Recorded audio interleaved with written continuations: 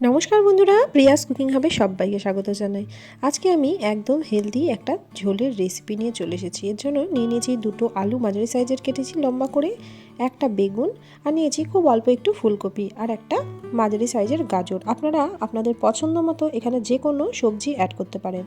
এখানে আপনারা চাইলে শিমও দিতে পারেন। এবার এর জন্য একটা মশলা বানিয়ে নেব। তো দেখুন, আমি এখানে নিয়ে নিয়েছি আদার পরিমাণটা একটু বেশি নিয়েছি। এটা কিন্তু সম্পূর্ণ নিরামিষ, আমি এখানে রসুন পেঁয়াজ কিচ্ছু ব্যবহার করব না। আর দিয়ে দিচ্ছি লঙ্কা। এই রেসিপিটা কিন্তু লঙ্কার ঝালটাই হবে। তো আদা আর লঙ্কাটা ভালোভাবে বেটে নিয়ে চলে এসেছি। এবার কড়াই বসিয়ে দিলাম। কড়াইয়ের মধ্যে দিয়ে দিলাম 1.5 চামচ মতো সর্ষের তেল। রান্নাটা আমি সর্ষের তেলেই করব, আপনারা চাইলে সাদা তেলও করে নিতে পারেন। তো তেলটাকে খুব ভালোভাবে গরম করে নিতে হবে। তেলটা একদম ধোঁয়া ওঠা গরম হয়ে গেছে। তো এখন আমি এর মধ্যে দিয়ে দিচ্ছি বেশ কয়েকটা কলাইয়ের ডালের বড়ি। আমি এখানে কলাইয়ের ডালের বড়ির ব্যবহার করেছি, আপনারা যে কোনো ডালের বড়ি ব্যবহার করতে পারেন। বড়ি দিলে কিন্তু এর টেস্টটা ভীষণ ভালো হয় বন্ধুরা। তো বড়িটাকে একটু লাল লাল করে ভেজে নিতে হবে। তো বড়িটা ভাজার সময় গ্যাসের ফ্লেমটা একদম লোতে করে দেবেন। তো আমি একদম লোতে রেখে বড়িটাকে দেখুন সুন্দর করে একটু সময় নিয়ে লালচে করে ভেজে নিচ্ছি। তো দেখুন বন্ধুরা, এখানে বড়িটা আমাদের ভাজা হয়ে গেছে। এবার বড়িটা আমরা গ্যাস থেকে তুলে নেব। বন্ধুরা, এখনও পর্যন্ত যারা ভিডিওটি দেখছেন আর লাইক করতে ভুলে গেছেন, প্লিজ একটি লাইক করে ভিডিওটি দেখা কন্টিনিউ করবেন। আপনাদের একটা লাইক আমাদের জন্য অনেকটা গুরুত্বপূর্ণ। তো এবার দিয়ে দিচ্ছি খুব সামান্য একটু লবণ। এবার দিয়ে দিচ্ছি বেগুনগুলো। এই তেলের মধ্যে আগে বেগুনটা দিয়ে দিচ্ছি, কারণ বেগুনটা আগে ভেজে তুলে নিলে এই রেসিপির টেস্টটা ভীষণ ভালো আসে। আর বেগুনটা কিন্তু আমি ভালো করে ধুয়ে তারপরেই কেটেছি। বেগুন কাটার পরে ধোয়া যাবে না, এই রেসিপিটার জন্য ধুয়ে তারপরে কাটতে হবে। তো এর মধ্যে সামান্য একটু লবণ দিয়ে দিলাম। আপনারা চাইলে একটু বেশি তেলেও বেগুনটাকে ভেজে নিতে পারেন। আমি যেহেতু একটু হেলদিভাবেই বানাবো, তো আমি একদম অল্প তেলের মধ্যে কিন্তু বেগুনটাকে ভেজে নিচ্ছি। গ্যাসের ফ্লেমটা লো টু মিডিয়ামে রেখে এই বেগুনটাকে নাড়াচাড়া করে একটু ভেজে নিতে হবে।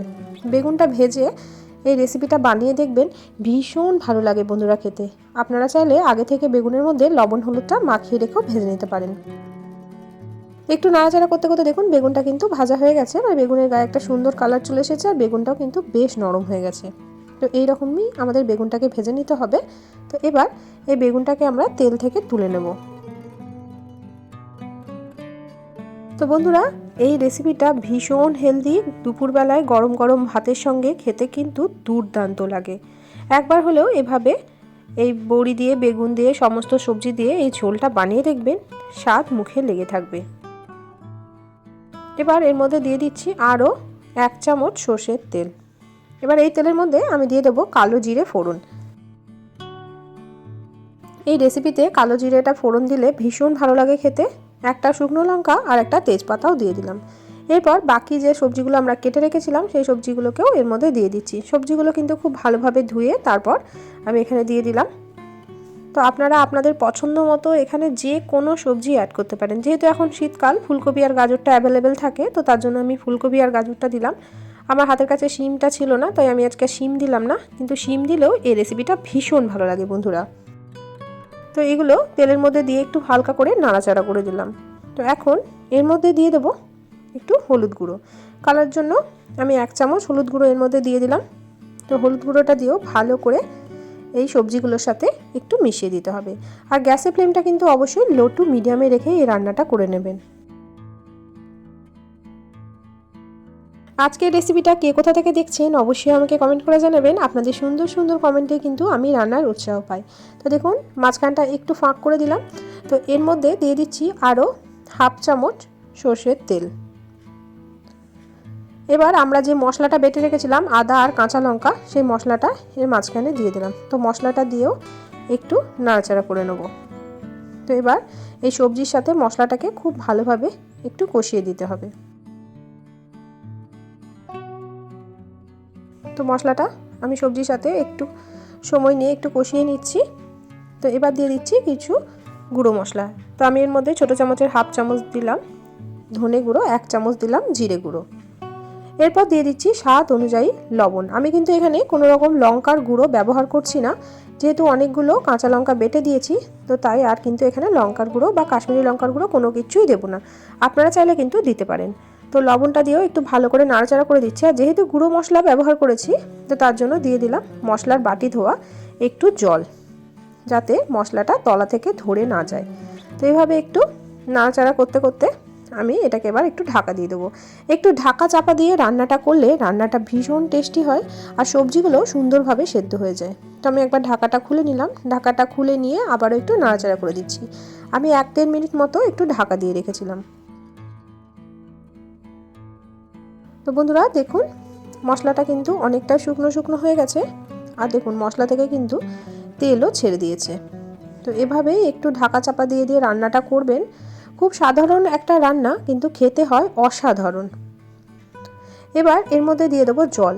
যেহেতু আমি একটা ঝোল বানাচ্ছি, তো তার জন্য জলের পরিমাণটা একটু বেশি দেবো। বড় কাপের 1 কাপ জল আমি এখানে দিয়ে দিলাম। তো জলটা দিয়ে ভালো করে আবারও এই সবজিগুলোর মধ্যে একটু মিশিয়ে দিচ্ছি আর ভালো করে সবজিগুলোকে আমি খুন্তি দিয়ে নাড়াচাড়া করে দিলাম।